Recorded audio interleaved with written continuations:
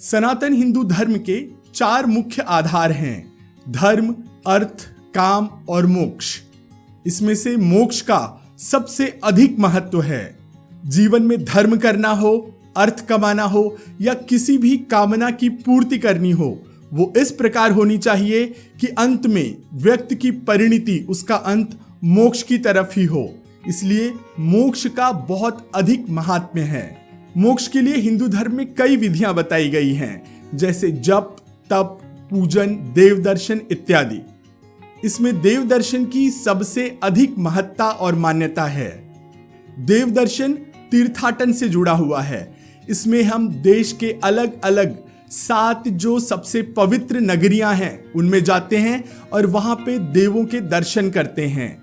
तो आइए आज के इस अंक में उन्हीं 7 सबसे पवित्र नगरियों के बारे में जानते हैं। इन 7 नगरियों के बारे में लिखा गया है: अयोध्या, मथुरा, माया, काशी, कांची, अवंतिका, पुरी, द्वारावती चैव सप्तैता मोक्षदायिनी।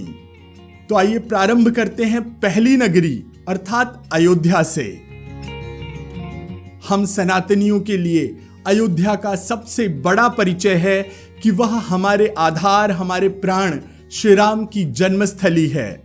अयोध्या जी को हम कोसल और साकेत इन नामों से भी जानते हैं। अथर्ववेद में कहा गया है कि अयोध्या ईश्वर का बनाया हुआ नगर है, ईश्वर का नगर है। इसके वैभव की तुलना स्वर्ग से की जाती है। अयोध्या को इतना सम्मान प्राप्त है कि हम सनातनी अयोध्या को अयोध्या नहीं, अयोध्या जी कहकर के संबोधित करते हैं। अयोध्या को महाराज मनु ने बसाया था। अयोध्या 2 शब्दों अय और युद्ध इनके संधि से बना हुआ शब्द है। अयोध्या का अर्थ है जिसे युद्ध के द्वारा न जीता जा सके। कई वर्षों तक अयोध्या सूर्यवंश की राजधानी रही है। अयोध्या को मंदिरों का शहर भी कहते हैं यदि आप 6 महीने भी यहाँ रहें और रोज मंदिरों का दर्शन करें, फिर भी यहाँ मंदिरों की संख्या समाप्त नहीं होती है। जैन मतावलंबियों के लिए भी अयोध्या एक अत्यंत पवित्र शहर है। जैन मत के अनुसार 24 तीर्थंकर जो हैं वो श्री राम जी के ही इक्ष्वाकु वंश से संबंध रखते हैं। जैन मत के अनुसार प्रथम तीर्थंकर ऋषभदेव जी, दूसरे तीर्थंकर अजितनाथ जी, चौथे तीर्थंकर अभिनंदन स्वामी, 5वें तीर्थंकर सुमतिनाथ जी और 14वें तीर्थंकर अनंतनाथ जी का जन्म भी इसी अयोध्या नगरी में हुआ था। सप्तपुरियों में दूसरी सबसे पवित्र नगरी है मथुरा। मथुरा उत्तर प्रदेश में स्थित है। वाल्मीकि रामायण में इसे मधुरा भी कहा गया है। हम सनातनियों के लिए तो मथुरा की जो सबसे बड़ी पहचान है वो है भगवान श्री कृष्ण की जन्मस्थली।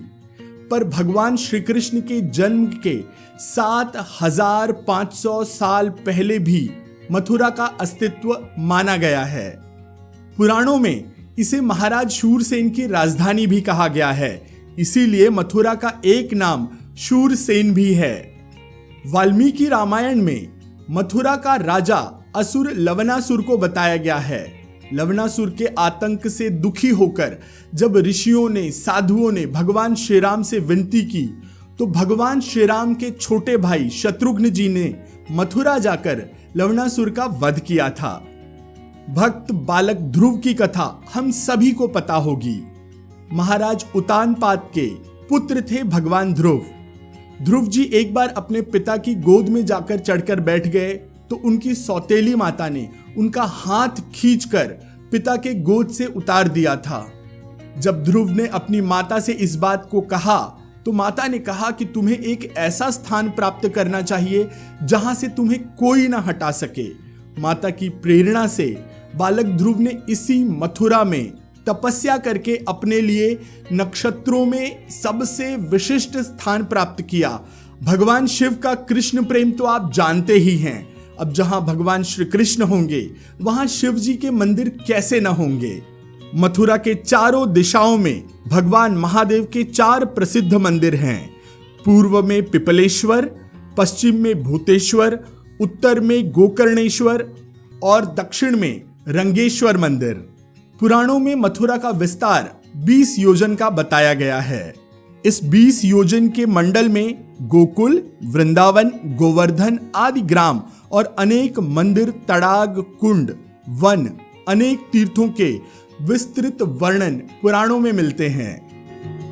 वराह पुराण में लिखा गया है कि जो मनुष्य मथुरा, वृंदावन में रहकर यहाँ पर शुद्ध हृदय से तपस्या करता है वह साक्षात देव तुल्य है।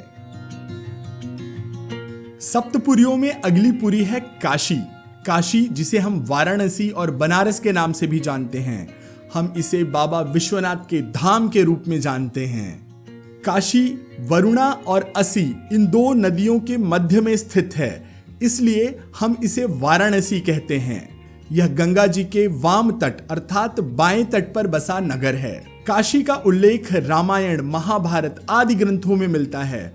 सबसे पुराने ग्रंथ अर्थात ऋग्वेद में भी इसका उल्लेख पाया जाता है। पुराणों की कथा के अनुसार काशी यानी कि वाराणसी भगवान विष्णु की नगरी थी। एक बार भगवान शिव ने जब क्रोधित होकर ब्रह्मा जी का एक सर काट दिया तो वह कपाल, वह सर उनके हाथ से चिपक गया। 12 वर्षों तक अनेक तीर्थों में भ्रमण करने पर भी वह सर उनके हाथ से अलग नहीं हुआ। किंतु जैसे ही उन्होंने काशी की सीमा में प्रवेश किया, ब्रह्म हत्या ने उनका पीछा छोड़ दिया। वह ब्रह्मा जी का सर, वह कपाल उनके हाथ से अलग हो गया। आज वह स्थान कपाल मोचन के नाम से जाना जाता है। इस नगरी में रहने के बाद, देखने के बाद भगवान शिव ने विष्णु जी से यह नगरी अपने निवास के लिए मांग ली थी। काशी के बारे में कहा जाता है कि यह नगर भगवान शिव और माता अन्नपूर्णा द्वारा पोषित और संरक्षित है। जब तक व्यक्ति यहाँ पर जीवित रहता है उसका भरण पोषण माता अन्नपूर्णा करती हैं और उसकी मृत्यु के पश्चात भगवान शिव उस व्यक्ति को मोक्ष देते हैं। 12 ज्योतिर्लिंगों में से एक काशी विश्वनाथ इसी वाराणसी, इसी काशी में स्थित है। सप्तपुरियों में अगली नगरी है हरिद्वार। हरिद्वार को पुराणों में मायापुरी भी कहा गया है। हरिद्वार आज के उत्तराखंड राज्य में स्थित है। यहीं से बद्री विशाल और केदारनाथ का रास्ता जाता है। इसी कारण हरि के द्वार के रूप में इसे जाना जाता है और इसे हरिद्वार कहा जाता है। पुराणों के अनुसार भगवान धन्वंतरी समुद्र मंथन के बाद जब हाथ में कलश लेकर निकले थे तो उस अमृत कलश की कुछ बूंदें धरती पर गिरी। जिन 4 स्थानों पर वह अमृत कलश की बूंद गिरी थी उनमें से एक है हरिद्वार। इसीलिए एक कुंभ मेला हरिद्वार में भी लगता है। सप्तपुरियों में अगली नगरी है उज्जैन। उज्जैन को उज्जैनी के नाम से भी जाना जाता था और पुराणों में इसे अवंतिका कहा गया है। यह नगर क्षिप्रा नदी के पास मध्य प्रदेश में स्थित है। पुराणों में उज्जैन के कई नाम मिलते हैं, जैसे उज्जैनी, प्रतिपाल, पद्मावती, अवंतिका, भोगवती इत्यादि। नवग्रहों में से एक प्रमुख ग्रह जिसे सेनापति कहा गया है वह मंगल, उसकी उत्पत्ति भी इसी उज्जैन में मानी जाती है। भगवान धन्वंतरी के अमृत कलश से जो अमृत की बूंदें छलकी थी उसमें से एक स्थान उज्जैन भी है जहां पर कुंभ मेला लगता है। पवित्र 12 ज्योतिर्लिंगों में से एक महाकाल इसी उज्जैन में स्थित है। इसकी विशेषता यह है कि ये महाकाल दक्षिण मुखी हैं। उज्जैन का संबंध केवल भगवान शिव से नहीं है, भगवान श्री कृष्ण से भी है। भगवान श्री कृष्ण ने अपनी शिक्षा दीक्षा इसी उज्जैन के सांदीपनी आश्रम में सांदीपनी ऋषि से ली थी। अग्नि पुराण के अनुसार उज्जैन मोक्षदायिनी नगरी है। उज्जैन को देवताओं का नगर भी कहा गया है। आज के ज्योतिष और काल गणना का आरंभ, उसका जन्म भी इसी उज्जैन नगर में हुआ था। इसी उज्जैन नगर में महाराज भर्तहरि ने अपने गुरु गोरक्षनाथ से नाथ परंपरा में वैराग्य दीक्षा ली थी। सदियों से उज्जैन न सिर्फ हिंदू बल्कि बौद्ध और जैन धर्म मतावलंबियों का भी एक केंद्र रहा है। स्कंद पुराण के अनुसार उज्जैन में 84 महादेव, 64 योगिनियां, 8 भैरव और 6 विनायक विद्यमान हैं। देवी के पवित्र 52 शक्तिपीठों में से 2 गढ़कालिका और हरसिद्धि ये दो शक्तिपीठ भी इसी उज्जैन में स्थित हैं। उज्जैन की सुंदरता का वर्णन करते हुए महाकवि कालिदास ने कहा है, दिवः कांतिवत् खंडमेकम, अर्थात इसका वैभव कुछ ऐसा है, इसकी सुंदरता कुछ ऐसी है कि जैसे स्वर्ग का एक टुकड़ा धरती पर गिर गया हो। पुराणों के अनुसार उज्जैन का कभी विनाश नहीं हुआ। यहाँ के राजा स्वयं भगवान महाकाल शिव हैं। सप्तपुरियों में अगली नगरी है द्वारिका। द्वारिका न सिर्फ सप्तपुरियों में श्रेष्ठ मानी गई है, बल्कि 4 धामों में से भी एक है। द्वारिका आज के गुजरात राज्य में स्थित है। इसके पास में गोमती नदी है। द्वारिका की सबसे बड़ी पहचान है कि यह हमारे आराध्य भगवान श्री कृष्ण की कर्म भूमि रही है। वो यहाँ के राजा थे। मथुरा में जब बार बार जरासंध आक्रमण करता था, तो अपने नगरवासियों को बचाने के लिए द्वारिका की स्थापना भगवान श्री कृष्ण ने समुद्र के बीच में की थी। अपने समय में यह नगरी वैभव, धन, धान्य से संपन्न थी। पुराणों में एक कथा मिलती है जिसमें ऋषि दुर्वासा द्वारिका आए हुए थे। तब भगवान श्री कृष्ण और देवी रुक्मिणी ने उन्हें अपने घर भोजन के लिए आमंत्रित किया और वो स्वयं अपने हाथों से रथ खींचते हुए देवी रुक्मिणी और श्री कृष्ण दुर्वासा जी को अपने महल ले जा रहे थे। उस श्रम के कारण देवी रुक्मिणी को प्यास लगी और उन्होंने जब भगवान श्री कृष्ण से विनती की तो भगवान श्री कृष्ण ने अपने पैर के अंगूठे को धरती पर खुरचा और वहां से गंगा जी की एक धार उत्पन्न हो गई, प्रकट हो गई। पुरानी द्वारिका जलमग्न हो जाने के बाद महाराज वज्रभान ने यहां पर भगवान श्री कृष्ण का नया मंदिर बनवाया। भगवान श्री कृष्ण को वज्रभान जी अपना पूर्वज, अपने दादा मानते थे। काल के साथ कई बार इस मंदिर का जीर्णोद्धार हुआ। भगवान आदि शंकराचार्य जब द्वारिका आए तो उन्होंने भी इस मंदिर का जीर्णोद्धार करवाया था। भगवान शंकराचार्य ने यहां पर शारदा मठ की भी स्थापना की। द्वारिका से कुछ ही दूरी पर देवी रुक्मिणी का एक अत्यंत पुरातन मंदिर है। यह मंदिर आज भी भक्तों से भरा रहता है। इसे 2500 साल पुराना बताया जाता है। पुराणों के अनुसार द्वारिका का वैभव अपार था, परंतु काल में आए हुए अनेक जल प्रलय में द्वारिका समुद्र में समा गई। पर आज एक बार फिर उस द्वारिका नगरी के अवशेष समुद्र के नीचे मिल गए हैं।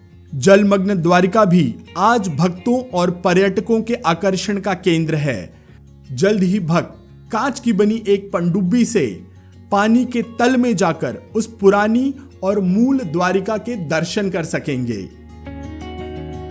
सप्तपुरियों में से अगली नगरी है कांची, जिसे आज कांचीपुरम के नाम से जाना जाता है। कांचीपुरम आज के तमिलनाडु राज्य में स्थित है और पलर नदी के किनारे बसा हुआ है। कांची को दक्षिण की काशी की मान्यता प्राप्त है।